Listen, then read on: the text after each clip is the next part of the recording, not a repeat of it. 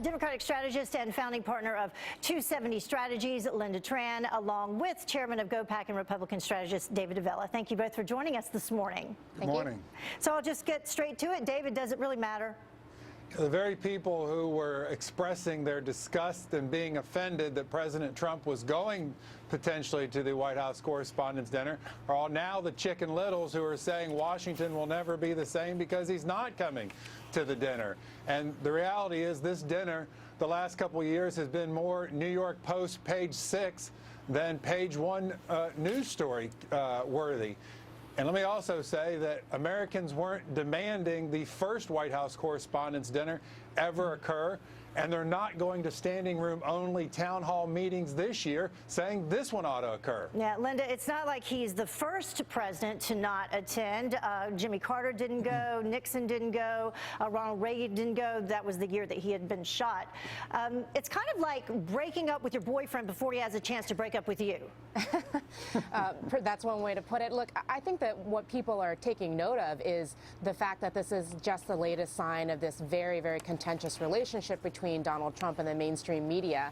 The White House Correspondents' Dinner in recent years has become kind of a celeb fest, and it's been a place to kind of see where the movers and shakers are from within D.C., but also around the country. But it's also a very, very strong effort to make sure there are scholarships for people who want to get into journalism, and it's a moment to sort of set aside politics, set aside hurt feelings, and have a little bit of fun. So I think that's part of what people are taking note of, is that he doesn't want to be part of that. Or maybe an opportunity to get back to that.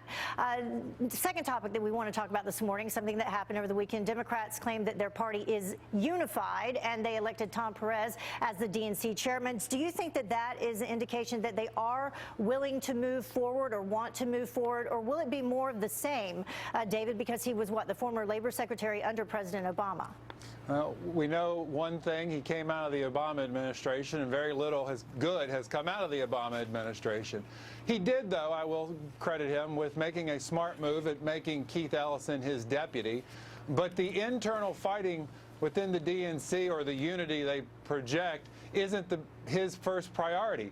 Tom Perez has to convince rank and file and progressive Democrats that it's okay that Senate Democrats who are working with President Trump, who are voting for his nominees for the cabinet, who are going to work with him on health care and on the tax code, that they are worthy of being supported. And as we get ready for the 2018 elections, that somehow these Democrats shouldn't be primaried by progressive Democrats, who are the ones at the town hall meetings and are the ones that out disrupting public events and disrupting legitimate businesses from doing commerce. Yeah, and here's what he had to say about that. Listen to this, and then, Lynda, I'll get you to comment.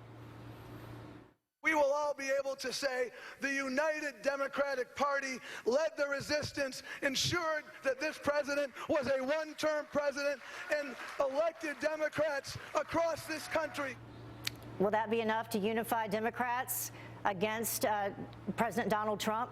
Lynda? Well, Tom Perez himself has said that one of the things to learn from 2016 is that it's not enough to say, don't vote for the other guy. You have to give people a reason to vote for you. And he's made very clear that a big focus for him in the coming years is going to be winning back seats in the states, winning back governor's mansions. And part of that will be about defining the vision for the Democratic Party.